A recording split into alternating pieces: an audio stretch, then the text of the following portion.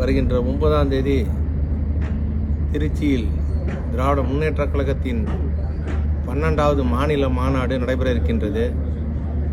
இதுவரை திருச்சியில் நடைபெற்ற அத்தனை மாநாடுகளும் திருப்புமுனையாக திராவிட முன்னேற்றக் கழகத்திற்கு அமைந்திருக்கிறது. மாநாடு நடத்தி தேர்தலை சந்திக்கும் பொழுது அது திமுகவின் மாபெரும் வெற்றியாக அமைந்திருக்கிறது. அந்த வகையிலே இந்த 26 தேர்தலை ஒட்டி 21 நடைபெற்ற சிறுகானூரிலேயே 26 மாநாடும் நடைபெறுகிறது. தமிழகத்தில் ஆண்டு கொண்டிருக்கிற திராவிட மாடல் தலைவர் முதல்வர் தளபதி அவர்கள் இந்த மாநாட்டை எங்களது திருச்சி மாவட்டத்திற்கு அறிவித்திருக்கிறார். அவருக்கும் எங்கள் இளந்தலைவர் துணை முதலமைச்சர் அவர்களுக்கும் முதற்கண் எங்களது நன்றியை கூறிக்கொள்கிறேன். இந்த மாநாட்டு சிறப்பு என்பது திருச்சியிலே முதன்மைச் செயலாளர் தலைமையிலே நடைபெறுகிற 4வது மாநில மாநாடு.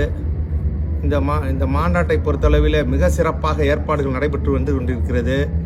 இதுவரை இல்லாத வரலாற்று சாதனையாக தமிழகத்தில் எந்த இயக்கத்தில் நடத்தாத அளவிற்கு ஒரு மாபெரும் மாநாடாக தலைவர் அவர்கள் அழைத்திருக்கிறார். 10 லட்சம் தொண்டர்கள் கூடுகிற மாநாடாக இது அமைய இருக்கிறது. அந்த 10 லட்சம் பேருக்கும் உள்ள அனைத்து வசதிகளையும் நமது கழகத்தின் முதன்மை செயலாளர் நகராட்சி நிர்வாகத்துறை அமைச்சர் அவர்கள் தொடர்ந்து அல்லும் பகலும் மாநாட்டு பணிகளை மிக தீவிரப்படுத்தி மிக சிறப்பாக ஏற்பாடுகள் நடந்து கொண்டிருக்கிறது. ஆகவே இந்த மாநாட்டை பொறுத்தளவில் இது திமுகவின் வெற்றி மாநாடாக அமையும்.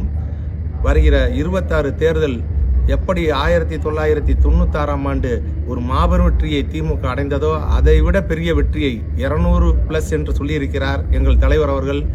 ஆனால் 26 தேர்தல் 234ஐயும் திமுக கூட்டணி தான் வெல்லும் வெல்லும் வெல்லும் என்பது நன்கு மக்கள் உணர்ந்திருக்கிறார்கள். அனைத்து தரப்பு மக்களும் தளபதியின் திராவிட மாடல் ஆட்சிக்கு ஆதரவு தெரிவிக்கிற வகையிலே இந்த மாநாடு சிறப்பாக அமைய வேண்டும். பொதுமக்களும் கழகத்தின் தொண்டர்களும் திரளாக கலந்து கொள்ள வேண்டும் என்று கேட்டுக்கொள்கிறேன். ஸ்டாலின் தொடரட்டும், தமிழ்நாடு வெல்லட்டும்.